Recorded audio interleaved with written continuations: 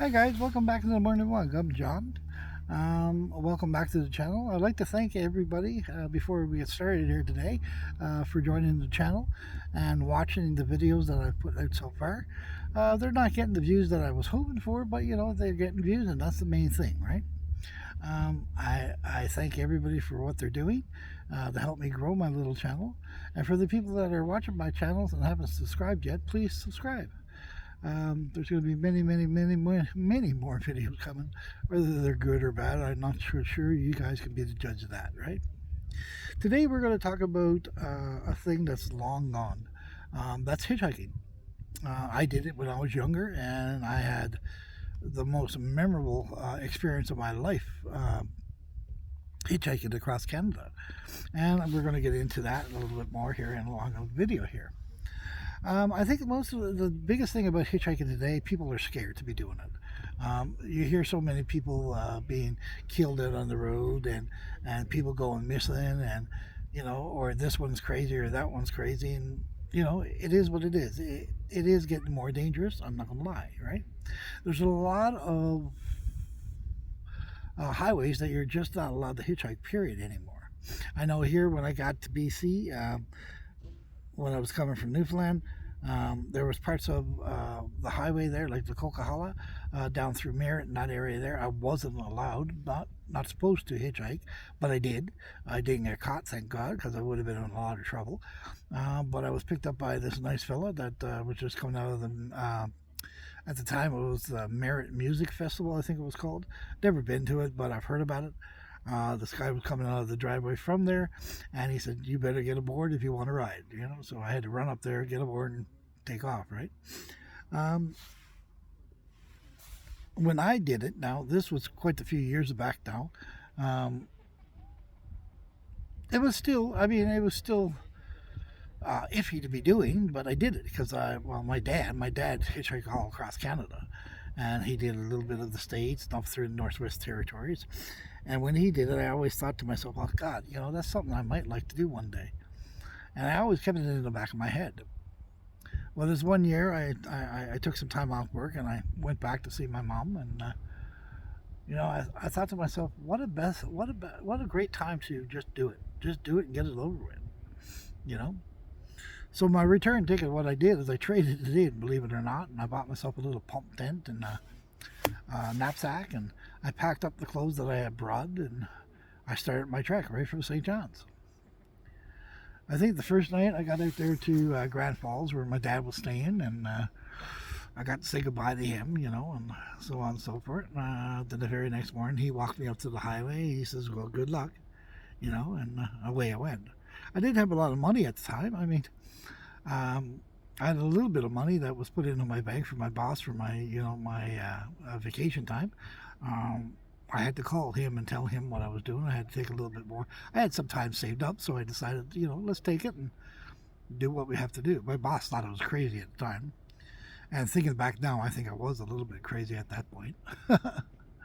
um, well, you know, something I wouldn't have traded in for anything. I mean, the very first, I remember when I left Grand Falls and Bishop Falls there, I started hitchhiking, and I basically went all across Newfoundland in the very first try. You know, I got all the way to Port aux Basques. I got on the ferry, and I went across on the ferry, slept like a log on the ferry, and got up the next morning. Went over to my aunt's in North Sydney, stayed there for a couple days, I think it was. And then my uncle Austin, God rest his soul, he took me up to the causeway, and he let me off, and he says, "Okay, good luck. If you need anything, just give me a call," right? So when he dropped me off and turned around and started calling back, and then it just set in, you know, it set in. I'm thinking, my good Lord, I got over 5,000 kilometers or 5,000 miles to go all the way back to BC. Wow, that's crazy. What am I doing? Am I stupid or, you know? But I got that out of my head, and I said, "Okay, let's do it. Let's do it," you know. So anyway, I started hitching up on the causeway and went along, and I was going up through Nova Scotia, and then it started to get dark because, well, I didn't start till later on that day. And the guy I got a ride from, he let me off by this lake. I remember it. It was, you know, it was fairly warm out too. So I mean, you're talking high 20s at least, the 25, 26. So it wasn't cold. It was good. I mean, I was sweating like a pig. So I mean, the sack I had on my back was almost 80 pounds. That was crazy. Um, but anyway, I got in by this lake and I started to unpack my stuff for the night and set up the little pump tent I had. God, I remember that pump tent. You got to realize, guys, I'm over 6 foot tall. I sat down in this tent. My feet were kicking out through the front of the tent. It was the funniest thing you ever seen. All you could see was the zipper pulled down and the big toes was going like that in the other side of the tent.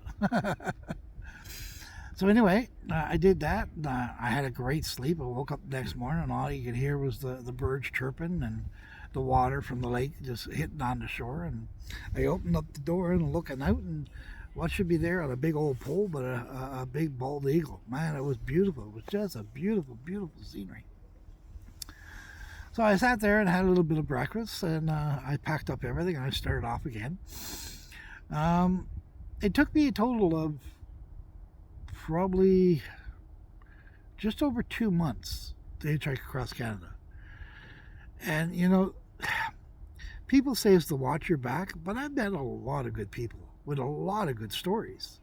You know, um,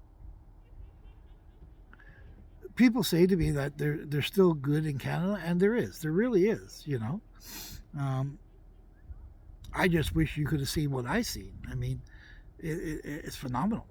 The beauty we have here in Canada is phenomenal. You know, between the lakes, the waterfalls, the Great Lakes, even the highways. I mean, you know, and the people. Oh my God, some of them are so sweet. It's pathetic. You know. Um, would I do it all over again? No, God, no, not now, not this day and time. No. Number one, I'm too old to be doing it. Number two, it's just it's crazy of the way people drive now too. You know, um, and God forbid if you're hurt or something like that on the side of the road, no one's going to stop. No one's going to stop. You know, the most they're going to think, oh, there's another drug dealer or a drug addict that's sitting on the side of the road and he's overdosed or whatever else, right? You know, so I think the hardest time I ever had was going through Ontario. I actually thought I thought Quebec was going to be the hardest place to go through, but Quebec was actually pretty easy. You know, Ontario is such a big, big, big area, and God forbid, they try to pick you up. I did get picked up though in Ontario by a truck driver that basically took me all the way through.